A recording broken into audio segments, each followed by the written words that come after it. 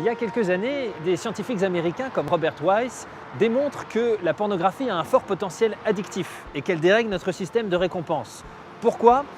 Eh bien parce que le visionnage de la pornographie entraîne la libération d'une puissante molécule, la dopamine. Alors l'action se passe dans notre cerveau primitif. C'est la zone du cerveau qui commande les instincts primitifs liés à notre survie. Donc boire, manger, dormir, se reproduire. Il y a dans le cerveau un réseau de plusieurs milliards de neurones. Et pour communiquer entre eux, ces neurones, qu'est-ce qu'ils font? Ils utilisent des messagers chimiques. On appelle ça les neurotransmetteurs. Et la dopamine, c'est justement un de ces neurotransmetteurs. Elle est libérée par le cerveau primitif chaque fois qu'on fait quelque chose de bon pour notre vie. Donc boire, manger, dormir, se reproduire ou encore les actions associées aux loisirs, aux relations ou au repos. Et lorsque la dopamine est libérée, elle déclenche une sensation de plaisir dont se souvient le cerveau. Il associe alors l'action effectuée à quelque chose de positif qu'il faudra recommencer, activant ainsi le fameux système de récompense. La dopamine influence donc directement notre comportement.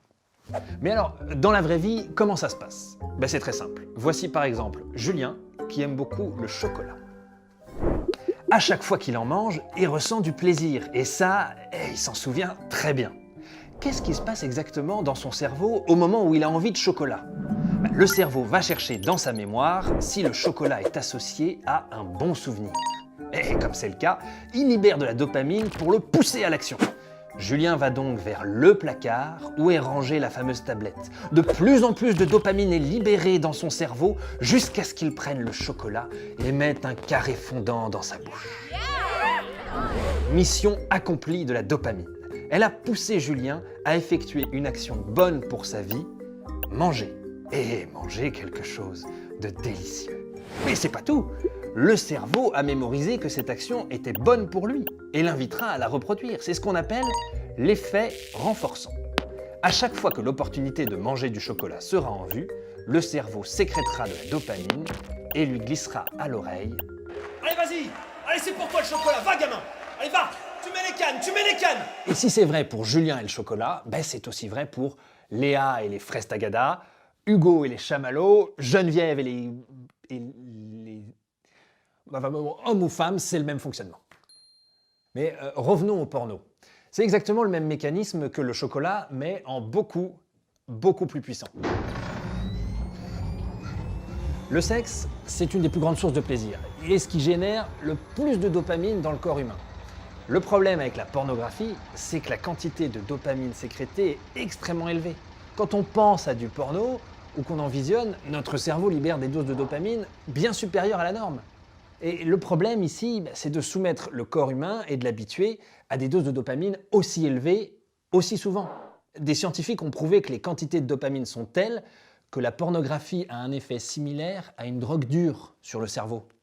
Pourquoi? Parce qu'à la différence d'une relation sexuelle réelle, les contenus porno en ligne sont quasiment infinis et en existent pour tous les goûts, disponibles à chaque heure du jour et de la nuit.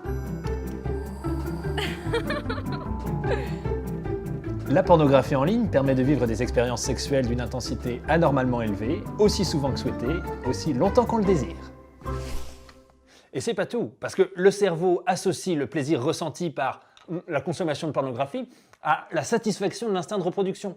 Et va donc nous pousser à vivre, revivre encore ce plaisir. C'est normal, c'est l'effet renforçant, comme dans l'exemple du chocolat. Mais dans le cas du porno, l'effet renforçant est anormalement puissant.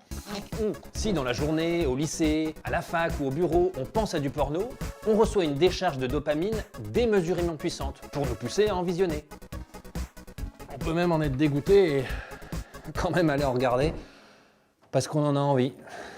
C'est irrésistible. Car ces pics de dopamine sont réellement addictifs. Plus on regarde du porno, plus notre cerveau s'habitue à cette dose régulière de plaisir et plus il en demande. Et le problème, c'est que notre organisme va s'épuiser par tant de stimulation de dopamine. Il va donc mettre en place un système de barrière pour réduire les effets de la dopamine et y être moins sensible. C'est l'accoutumance. Mais c'est le paradoxe, parce que le cerveau continuera en même temps de réclamer davantage de dopamine. Allez, mon champion! Qui c'est qui va l'avoir? Pour ressentir la même dose de plaisir devant des contenus pornographiques, tout en y étant moins sensible. Ouh, y a pas mieux en stock? La dernière fois, c'était plus... Non, je sais pas. Alors, pour avoir la même quantité de dopamine, il faudra augmenter la variété et l'intensité des contenus regardés en s'aventurant vers des formes plus originales, voire plus violentes de pornographie. Et c'est ce que des scientifiques appellent l'effet Coolidge. Et là, on a comme un léger problème. On risque de ne plus pouvoir se passer de ces pics de dopamine, de cette dose régulière de plaisir. Et ça, c'est le mécanisme exact d'une addiction. Oh oui, non. Une menace a été détectée. Bon, jusqu'ici, Julien et Léa, ils aimaient le chocolat et les fraises Tagada. Mais imaginons pour l'exercice comme ça, hypothèse, qu'ils consomment aussi de la pornographie. Eh bien, à mesure que leur cerveau devient moins réceptif à la dopamine, il trouvera les simples plaisirs de la vie de plus en plus insignifiants et fades. Voir des amis, manger un bon repas, faire la fête, ou même avoir une relation sexuelle, tout ça ne leur procurera jamais autant de plaisir que la pornographie. À moins qu'ils n'arrêtent de regarder du porno. Enfin, s'ils y arrivent.